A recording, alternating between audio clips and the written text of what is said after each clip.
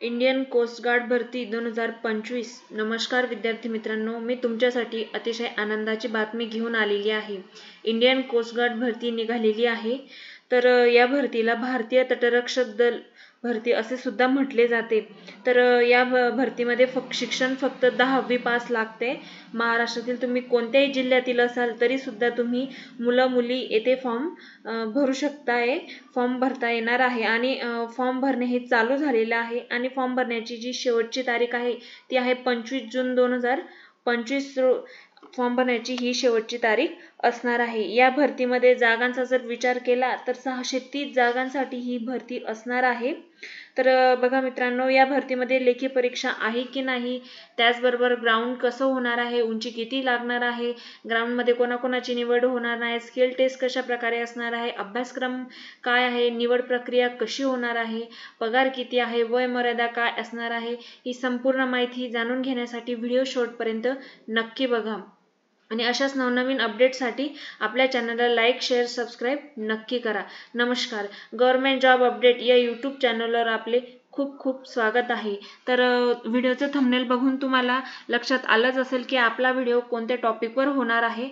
तर बघा मित्रांनो, ही जी भरती आहे ही आहे इंडियन कोस्ट गार्ड भरती। ही 630 जागांसाठी ही भरती निघालेली आहे। याच्यामध्ये 3 प्रकारची पदं आहेत।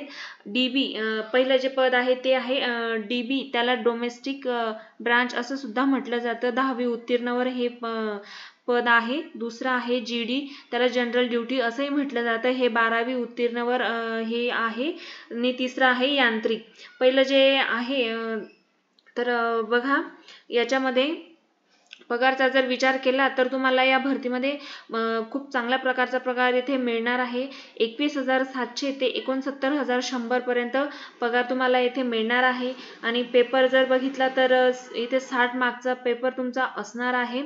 SC ST कॅटेगरी आणि पासिंग फक्त SC ST कॅटेगरीसाठी 27 मार्कवर पासिंग असणार आहे आणि इतर जनरल OBC EWS कॅटेगरीसाठी 30 मार्कवर पासिंग असणार आहे। आणि मेन म्हणजे याच्यात निगेटिव्ह मार्किंग नाहीये। तर बघा मित्रांनो, शैक्षणिक पात्रता जर बघितली तर जीडी या पदासाठी फक्त 12वी उत्तीर्ण पाहिजे आणि मॅथ आणि फिजिक्स हे विषय तुमचे 12वीला कंपल्सरी असणं हे गरजेचं आहे।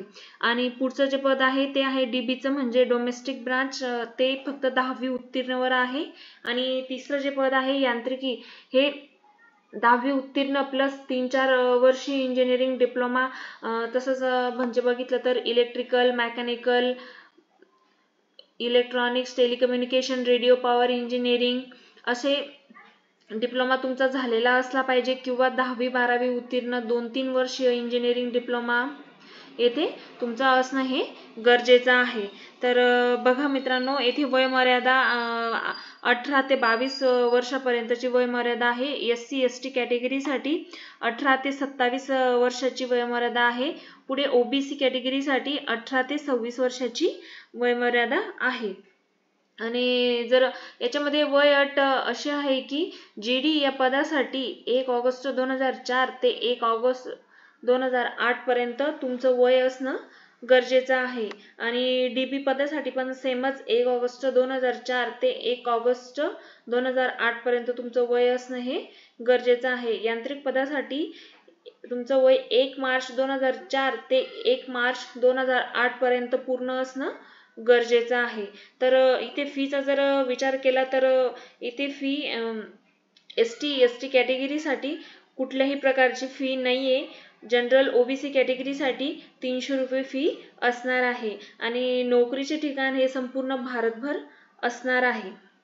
ठीक आहे, आता जर निवड प्रक्रिया जर बघितली आपण तर त्याच्यामध्ये बघा, तुमची पहिली लेखी परीक्षा होणार आहे, दुसरं तुमचं ग्राउंड होणार आहे, तिसऱ्या टप्प्यात तुमचं डॉक्युमेंट व्हेरिफिकेशन होणार आहे आणि चौथ्या टप्प्यात तुमचं मेडिकल होणार आहे। जर डीबीचा जर अभ्यासक्रम बघितला तर याच्यामध्ये एकच पेपर होणार आहे। तर या पेपर 60 मार्काचा तुमचा पेपर असणार आहे। त्याच्यावर तुम्हाला 27 मार्क्सची पासिंग असणार आहे आणि टोटल याच्यासाठी टायमिंग 45 मिनिटाचा टायमिंग तुम्हाला इथे दिला जाणार आहे आणि निगेटिव्ह मार्किंग सुद्धा नाहीये. जर याच्या आणि ह्या पेपरसाठी लागणारा अभ्यासक्रम जर बघितला तर बघा, गणिताचे 20 प्रश्न, इंग्रजी ग्रामरचे 15 प्रश्न असणार आहेत, बुद्धिमत्ता चाचणीचे 10 प्रश्न असणार आहेत आणि विज्ञानचे 10 प्रश्न असणार आहेत आणि जनरल नॉलेजचे 5 प्रश्न असणार आहेत. असे एकूण तुमचे 60 प्रश्नांचा हा पेपर होणार आहे. 45 मिनिटं तुम्हाला येथे टाइम दिला जाणार आहे. दुसरं जर GD या पदासाठी जर बघितला तर तुमचा इथे या पदासाठी तुमचे एकूण 2 पेपर होणार आहेत. तेथे सेशन 1 आणि सेशन 2. सेशन 1च्या पेपरमध्ये तुमचं सेम असा अभ्यासक्रम आहे. गणिताचे 20 प्रश्न असणार आहेत, इंग्रजी ग्रामरचे 15 प्रश्न, बुद्धिमत्ता चाचणीचे 10 प्रश्न असणार आहेत आणि विज्ञानचे 10 प्रश्न विचारले जाणार आणि जनरल नॉलेजचे 5 प्रश्न विचारले जाणार. असेच टोटल येथे 60 प्रश्न असणार आहेत. टोटल टायमिंग तुम्हाला 45 मिनिटाचा टायमिंग दिला जाणार आहे आणि पासिंग 27 मार्कची पासिंग येथे असणार आहे. SC ST कॅटेगरीसाठी 27 मार्कची पासिंग असणार आहे. जनरल OBC कॅटेगरीसाठीही 30 मार्कची पासिंग असणार आहे आणि तुमचा सेशन 2चा पेपर हा 50 मार्कचा असणार आहे. तेथे तुमचं फिजिक्सचे 25 प्रश्न आणि मॅथचे 25 प्रश्न असे एकूण 50 प्रश्न येथे तुम्हाला विचारले जाणार आहेत. याच्यासाठी पण तुम्हाला टोटल 45 मिनिटाचा टायमिंग येथे दिला गेलेला आहे. तर बघा मित्रांनो, याच्यासाठी पासिंग तुमची 20 मार्क्सवर असणार आहे. SC ST कॅटेगरीसाठी 17 मार्क्सवर तुमची पासिंग असणार आहे. पुढचं जर ग्राउंड जर बघितलं तर येथे उंची जर बघितली तर काही जास्त उंची पण येथे लागणार नाही. फक्त 57 सेंटीमीटर तुमची उंची ही असली पाहिजे. उंची पण काही जास्त लागत नाहीये, त्यामुळे सिलेक्शन होण्याचे चान्सेस तुमचे जास्त आहेत. आणि रनिंग 1600 मीटर येथे रनिंग आहे. 1600 मीटर रनिंग ही 7 मिनिटांमध्ये तुम्ही कव्हर केली पाहिजे आणि जर तुम्ही 7.5 मिनिटापेक्षा जर तुम्हाला येथे टाइम लागला तर तुम्हाला येथे अपात्र ठरवण्यात येईल. तसंच पुढे 20 स्क्वॉट तुम्हाला मारावे लागणार आहेत. त्याला आपण उठक बैठक सुद्धा म्हणतो. पुढे 10 पुशअप तुम्हाला इथे मारावे लागणार आहेत. असे हे येथे तुमचं ग्राउंड होणार आहे. ग्राउंड काही फार विशेष नाही आहे, हलकंसं ग्राउंड आहे, त्यामुळे काळजी करण्याचे काही कारण नाही आहे. तर बघा येथे काम काय असणार आहे. खूप मुलांना प्रश्न पडला असेल की येथे काम काय असणार आहे याच्यामध्ये.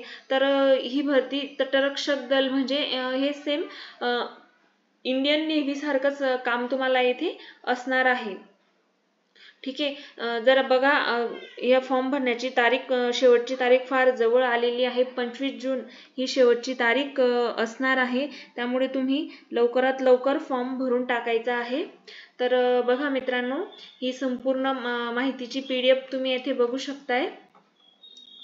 मी तुम्हाला जर डिटेलमध्ये तुम्हाला अजून माहिती बघायची असेल तर मी PDF डिस्क्रिप्शन बॉक्समध्ये टाकून देते, तिथे जाऊन तुम्ही बघू शकता. जर अशाच नवनवीन व्हिडिओसाठी आपल्या चॅनलला लाईक, शेअर, सबस्क्राईब नक्की करा. जय हिंद.